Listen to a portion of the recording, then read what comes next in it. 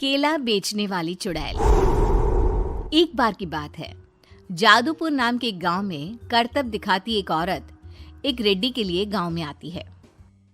आइए आइए मेहरबान कदरदान, खाइए रोहड़ा के ताजे ताजे केले। कभी खाए नहीं होंगे ऐसे केले, पीले पीले केले खाइए।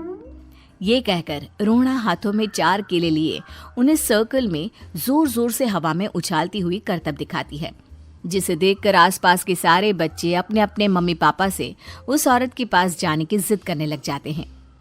पापा, ऐसा तो सर्कस में बॉल से होता है ना, ये आंटी तो केले से कर रही है। चलिए ना पापा, देखते हैं। रोहड़ा एक पतली सी तार पर चलती हुई केलों से करतब दिखाती है। आते जाते सभी लोग बाहर रुककर उसके करतब देखते हैं और वाह वाही करते नहीं थकते। जैसे ही एक आदमी पास आकर उसे पैसे देने लग जाता है, तब वो कहती है, अरे नहीं नहीं साहब, मैं करतब तो बच्चों के मन को बहलाने के लिए करती हूँ। धंधा तो मेरा केले का है। पीछे देखो मेरी रिड्डी, जो भी मेरे केले खाएगा मेरी तरह चुस्त दुरुस्त और तंदुरुस्त हो जाएगा। पता चलता है क्या कि मेरी उम्र 55 की है। अरे पर ऐसे ठंड के मौसम में कोई केला क्यों खाएगा? ये ऐसे वैसे केले नहीं है साहब, ये शरीर में गर्मी देते हैं। ठंड को दूर भगाए जो भी रोहिणा के केले खाए। पापा, अगर मुझे केले नहीं मिले तो मैं घर नहीं जाऊंगी। तभी उसके पापा कहते हैं कि बेटा, केले ठंड में कभी गर्मी नहीं देते। ये सब कहने की बातें हैं, सामान बेचने का तरीका है इनका। पर पिंकी नहीं मानती। मैं केले खाऊंगी। पिंकी की जिद के आगे नत्थू हार जाता है और उसे केले खरीद कर दे देता है। पिंकी खुश होकर केले घर ले आकर खाती है। अब मैं भी करतब करूंगी, कितना मजा आएगा। जादुई केले। पिंकी पहला केला खत्म भी नहीं करती कि वो बेहोश हो जाती है। दूसरे केले से एक काला धुआं आता है और रोहड़ा चुड़ैल बनकर बाहर निकल आती है। मेरे भूतिया केले बच्चे न खाए, ऐसा हो ही नहीं सकता। जादूपुर वालों, कब तक बचोगे? आ गई हूं मैं रोहड़ा, जिसका कोई नहीं कर सकता सामना। रोहड़ा पिंकी को गोद में उठाकर काले धुएं में कहीं गायब हो जाती है। शाम के वक्त नत्थू घर लौटता है और पिंकी को घर में ना पाकर उसकी माँ से कहता है, माँ पिंकी कहाँ है? अरे बेटा, उसे तो तू सुबह करतब दिखाने ले गया था ना, फिर कहाँ वापस आए तुम दोनों? मुझे लगा तू उसे अपने साथ मंडी ले गया होगा। हे भगवान, मेरी बच्ची कहाँ गई? मैं उसे घर ही तो छोड़कर गया था माँ। नत्थू गांव के घर कोने में अपनी बेटी को ढूंढता है, पर उसे वो कहीं नहीं मिलती। परेशान होकर आखिर रो रो कर नत्थू हिम्मत हार कर घर लौट आता है। अगली सुबह रोहड़ा फिर से करतब दिखाने आती है और इस बार पिंकी की तरह रोनी केले खरीद लेता है।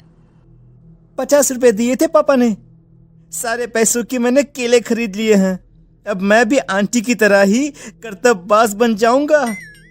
यही सोचते हुए रोनी केले खाता है और पहला अकेला केला आधा खत्म भी नहीं करता कि चुड़ैल उसके सामने आ जाती है। मेरे साथ चलने का समय आ गया है रोनी। ये तो बस शुरुआत है।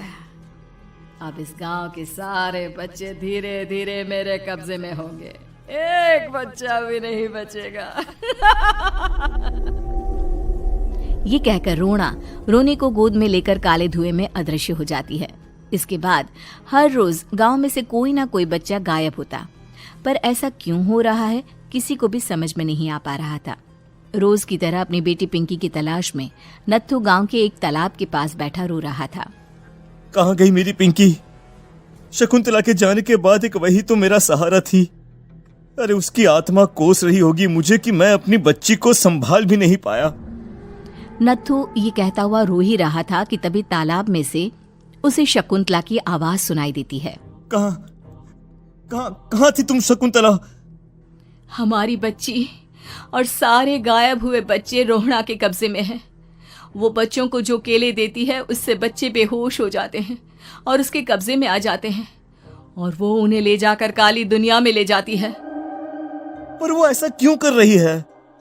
ये मैं नहीं जानती, पर उस दुनिया का रास्ता मैं आपको बता सकती हूँ। जहां ये नदी खत्म होती है वहां एक केले का पेड़ है, उसके नीचे एक दरवाजा है, वहीं से रास्ता जाता है उस दुनिया का। ये कहकर शकुंतला की आत्मा गायब हो जाती है। गांव के सभी लोग झुंड बनाकर उसी रास्ते से काली दुनिया में चले जाते हैं और वहां देखते हैं कि सारे बच्चे वहां काम कर रहे थे। पापा मुझे ले चलो यहाँ से। पापा पापा। सभी बच्चे अपने मम्मी पापा से लिपट जाते हैं। तो तुम लोग यहाँ तक आ गए? क्यों हमारे बच्चों को पकड़ लिया तूने? तुझे शिकार ही बनाना है तो ले, हम सब आ गए हैं, हमें खा ले। नहीं, मुझे बच्चे चाहिए। मेरे बच्चे के बदले तुम लोगों के बच्चे। क्या मतलब? मैं इसी गांव में रहने वाली एक औरत थी। केले की चोरी के इल्जाम में मेरे बेटे को गांव वालों ने इतना मारा कि वो मर गया। उसी दिन मैंने ठान लिया कि गांव वालों का भी वही हाल करूंगी। कुछ दिन बाद बेटे के चले जाने के दुख में मैं भी मर गई और मेरी भटकती आत्मा एक चुड़ैल बन गई। और फिर मैंने बदला लिया तुम सबके बच्चे छीनकर। बर्दाश्त नहीं कर पाए ना? सोचो मुझ पर क्या बीती होगी। हमें माफ कर दो रोना। पता नहीं ये किसकी गलती थी, पर हम सभी माफी मांगते हैं। हमारी खुशियां लौटा दो, तुम भी तो एक माँ हो। गांव वालों की बात सुनकर रोना का मन पिघल जाता है और वो बच्चों को छोड़ देती है। उसके बाद काली दुनिया बच्चों के लिए जादुई दुनिया बन जाती है। अब कोई भी कभी भी वहां आ जा सकता था।